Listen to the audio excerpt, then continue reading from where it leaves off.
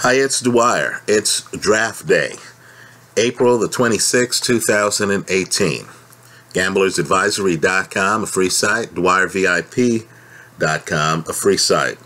Now, let me just make a point to all the futures bettors out there in terms of people thinking about how these rookies are going to impact the team's over-under win totals, right? Just understand, today's draft really, for this year, is going to make very little difference on teams' overall win-loss totals. Just realize that a third of this group, a third of the players picked in the first round, are not going to be impact players. The draft, for all the pre-draft analysis, is really a crapshoot. You have a lot of guys picked in the first round who never develop into stars, right? Who end up washing out of the league. You have another group who are stars who, keep in mind, pro is different than college, who end up getting hurt, right? They're playing more games. They're playing against bigger, stronger, faster men, right? So some of the stars are not going to realize their talents in the 2018 to 2019 NFL season. So if you're one of those people looking at this draft thinking, hey, if we just pick the right guy, that's going to add 4 wins to our win total, I believe you're kidding yourself. Now, let me say this. I watch my share of college football, right? I'm a Pac-12 guy. I'm a season ticket holder for my alma mater in the Pac-12. I actually focus a lot on Pac-12 football, right? I can tell you Sam Darnold had one of his best days against my alma mater. I'm not going to name the alma mater, right? I've looked at Sam Darnold. USC on the West Coast is big news, right? Has been for years. But let me just say, of all the college football that I watched last year, the 2 best quarterbacks, and I know it's not going to come down this way in the NFL draft. I'm just telling you to keep your eye on the ball, not the hype. The 2 best quarterbacks that I saw in college last year were Baker Mayfield and UCLA's Josh Rosen, right? Again, Baker Mayfield and UCLA's Josh Rosen. In my opinion, both of these guys have more talent than Sam Darnold, right? Both of them. Let me say this too. I know you're hearing comparisons between Baker Mayfield and Johnny Manziel. I know Baker Mayfield has been caught in some rough moments, yelling things to an opposing team and stuff like that. I know some national hosts, Colin Cowherd, for example, have been ripping Baker Mayfield's height and alleged lack of athleticism, right? Let me just say this. Folks, the number one trait, in my opinion, for a successful quarterback is that the guy think quickly, right? I would say number 2 would be that the guy be accurate with the football, right? Now, Baker Mayfield, for all of his problems, when you look at film of him, when you're actually watching the games, you're going to notice Baker Mayfield can literally look at a first receiver, a second receiver, a third receiver, and hit his 4th receiver. Right, folks? I'm telling you right now, there's some starters in the National Football League who can't process information as quickly as Baker Mayfield or Josh Rosen. Right? Josh Rosen, in my opinion, is much better than Sam Darnold. Right? Rosen doesn't throw the high level of interceptions. If you blitz Rosen, you're in trouble. Now, of course, with Baker Mayfield, the issue is maturity. With Josh Rosen, right, I believe the real issue is the fact that Rosen's slender and stays in the pocket a lot. In other words, we've seen guys like Tony Romo, like Aaron Rodgers get broken collarbones, right? The NFL is a league where guys are going to get to you. And the question on Rosen is whether he has the meat on the bones, the body, to take the hits. But please, nobody tell me this guy doesn't have the talent, right? Rosen is one of the best college QBs I've seen. right? The reason he's number 2 on this list is because I feel that highly about Baker Mayfield.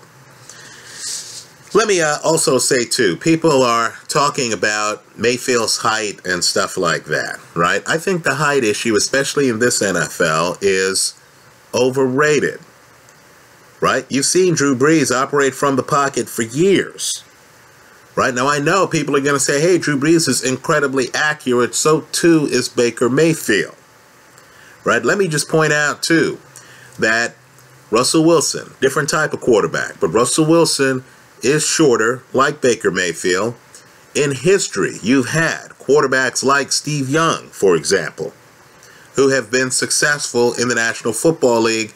Understand now, you don't have the Al Davis type of game. Now you have a lot of slant routes. Accuracy is king, not arm strength, not size, right? I believe Baker Mayfield is tailor-made for this NFL. Let me also say, too, that with regard to the draft, I know everyone wants their favorite player to go as high as possible, right? Why? Because the guy gets more publicity, the guy gets more first-round money, right? The money you get in your first contract is just the tip of the iceberg, folks. The real money's on the back end. It's that second contract. For some players, they really need to be in the right fit, because if they are, then their pay ceiling is going to go through the roof. So let me say this. I'm out here in the Bay Area. I've looked at Jimmy Garoppolo now for a third of a season with the San Francisco 49ers. Right, and I knew of Garoppolo when he was with the Patriots. It's clear to me, just looking at Garoppolo play, that Jimmy Garoppolo is an above-average athlete. Right? It's clear to me, just looking at Jacoby Brissett play, that Jacoby Brissett is an above-average athlete. Right? Now, let me say this about Lamar Jackson. Right? What's important to me with Lamar Jackson, and I think Lamar Jackson has huge upside, but what's important to me is that Lamar Jackson end up in a situation where he's playing for either an offensively minded head coach who knows quarterbacks, or he's playing for one of the league's better offensive coordinators, right? Maybe the coordinator himself was a former quarterback.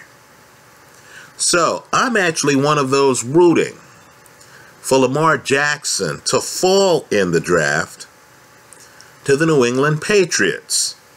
Right? I believe Lamar Jackson is an above-average athlete, just like Garoppolo, just like Brissett.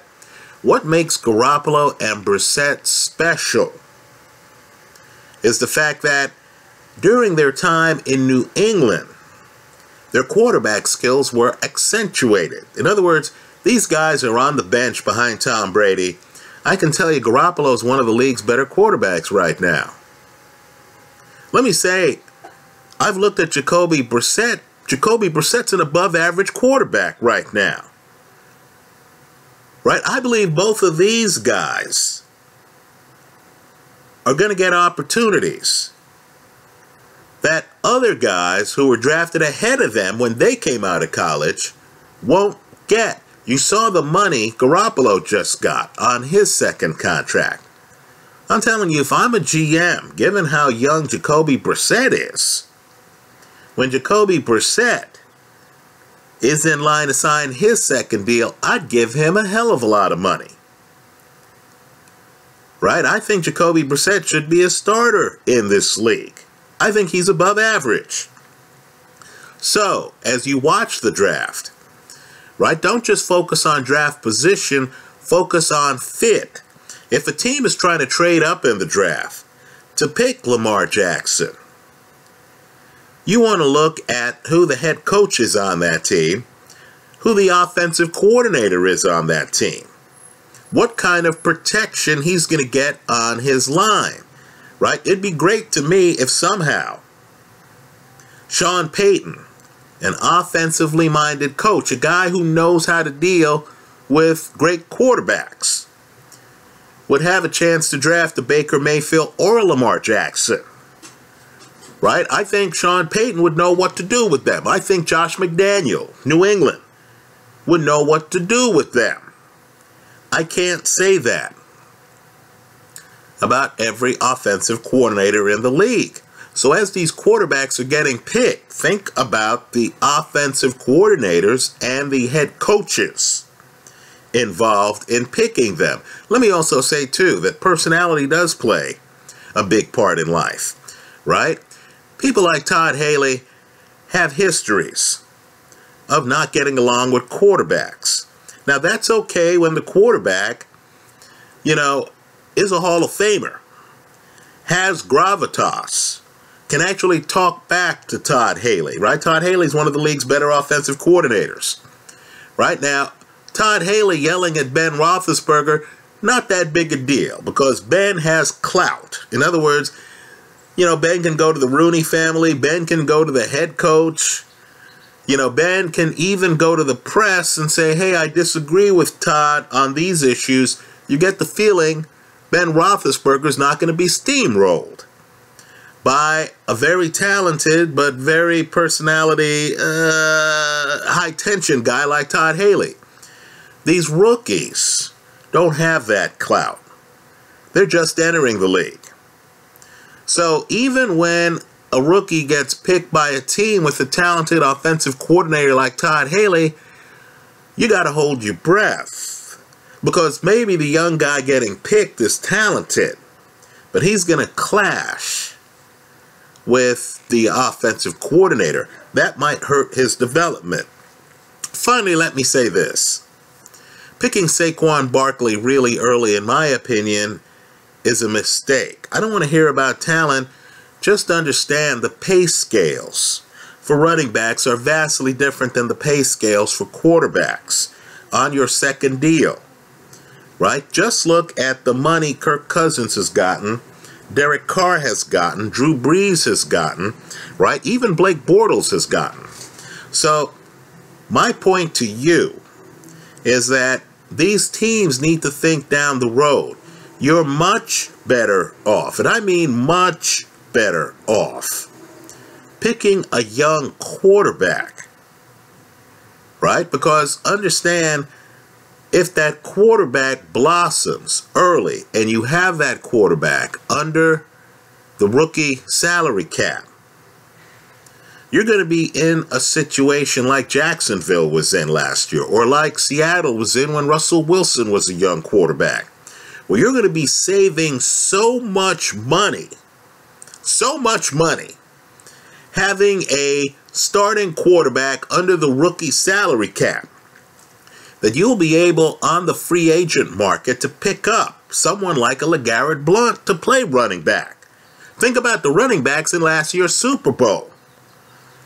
Right? You'll be able to pick up that level of running back just from the cost savings that you're getting by having a starting quarterback like, let's say, a Russell Wilson, right? Under a rookie salary cap that's going to be probably 25% or 30% of the guy's fair market value on the open market, right? So, even if Saquon Barkley is the second coming of O.J. Simpson, I think it's too risky to pick him. Understand, the running back for the Steelers is struggling right now to get paid. That's how low down on the pay scale running backs are. Barkley could be a $10 million or a $12 million back that you have under the rookie salary cap, and you still won't be saving anything close to what you're saving if you end up picking a Baker Mayfield or a Josh Rosen and the guy ends up being starting quarterback caliber, right? So for me, and I'm a Giants fan, and I know there's a lot of talk about Barkley going to the Giants at number 2. I think that's a mistake. I think teams need to realize that you're only in the top 3 or top 4 at the draft once in a blue moon, unless you're one of these chronically bad teams like Cleveland, right? So when you have a shot in a quarterback draft, of picking a quarterback. I don't know how a team like the Giants could look at a Mayfield or a Rosen and can then make the decision, hey, we're gonna go in a different direction and pick up a running back. Financially, in my opinion, that just doesn't make sense. Anyway, that's how I see it. Just a few preliminary thoughts on draft day. Let me hear yours. I hope you leave them in the comments section to this video. Thanks for stopping by.